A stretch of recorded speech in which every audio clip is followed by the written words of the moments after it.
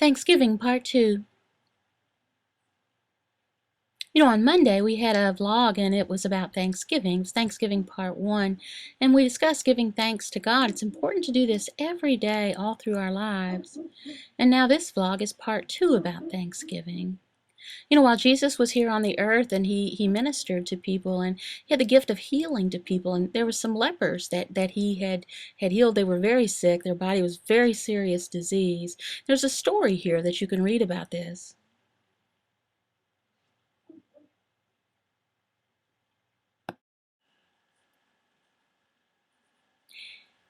How many of you have read through the Bible all the way through from cover to cover?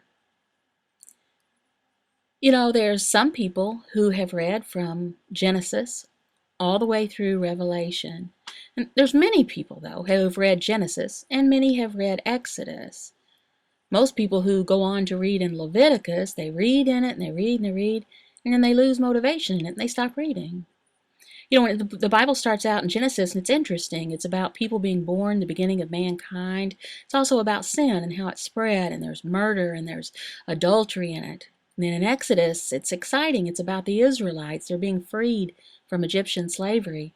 And it's also about the 10 Commandments that God gave the Israelites. And then after that, there's more laws, there's rules. It's about how to build the tabernacle and all the requirements of the tabernacle. More and more, long list of these. And then it's about what people did when they had a skin rash. And people get to reading in that and they're like, forget it, they lose their motivation. People have good intentions when they start out reading the Bible and they make a plan to read it all the way through. But, then they just lose interest when it starts talking about that. But hang on. If you were a Jew back a long time ago and you had a problem with your skin, wow, this is awful. Well, if you were a Jew a long time ago and you had a problem with your skin, this is an awful thing. I mean, it could be turned into leprosy, and you'd want to read every single word that was in Leviticus chapter 13 and 14. You'd want to read it all and know what to do about this problem of leprosy. It's a serious thing.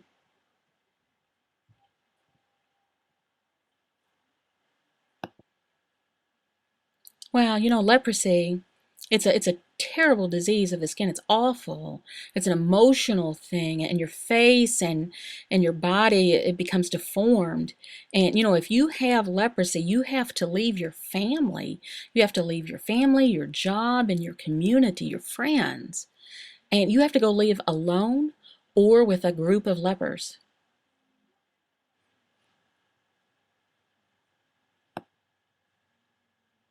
Leprosy, you had to be separate from everybody that was healthy. The reason is because leprosy, it was very easy. It spread. It was very contagious. And back at that time, the lepers, they had to wear bells. And the reason is because if they were coming close to a group of people, the people heard the bell, it was warn them that they were coming close to them. And if a leper was coming close to a group of people, well, the leper, he was required to holler out to the group of people, unclean, unclean. That was a requirement. Wow, and then the people would know to leave very quickly. Here's this verse.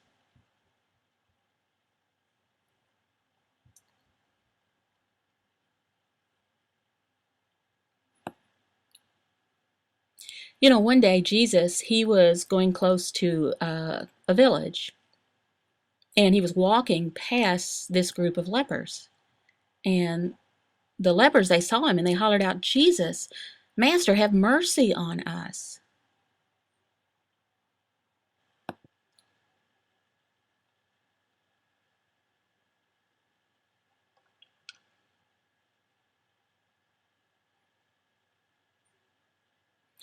When the group saw Jesus, they felt that they had hope, that they could be healed. And Jesus told them, he said, go and show yourselves to the priest. That might seem kind of strange for Jesus to say that.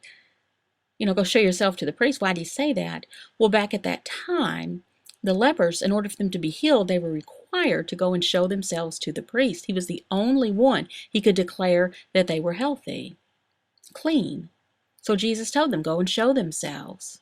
So the group left, and they found that they were clean. Remember, the person who had leprosy, This was a terrible thing. It might ruin their entire life. They leave their family, lost their job, and all the terrible things that happened. It was really a bad thing. It was terrible. And so all 10 of these lepers, they were ecstatic that they had been healed. They didn't want to be sick anymore. So natural, they wanted to go home, and so the group was very, very excited. But one of the lepers, he stopped, and he went back to Jesus, and he praised God. He got down on his knees, and he thanked Jesus.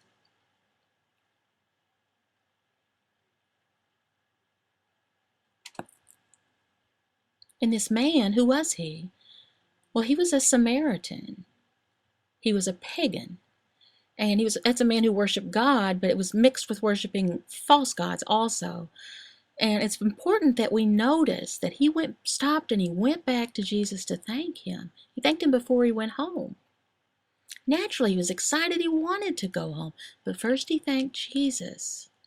And Jesus said to him, "Go, your faith has made you well."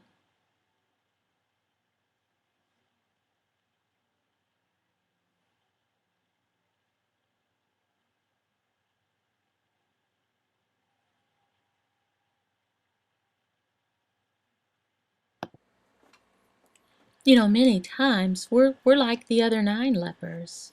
The group that went straight home and didn't thank God. We'll often ask friends, "Will you please pray for me about something?" And then later God, he answers our prayers, but we don't go back and thank the people for praying for us and letting them know. We should do that. We should let them know that God answered their prayers and thank them for praying for us. Now, how do we apply this to our Christian life?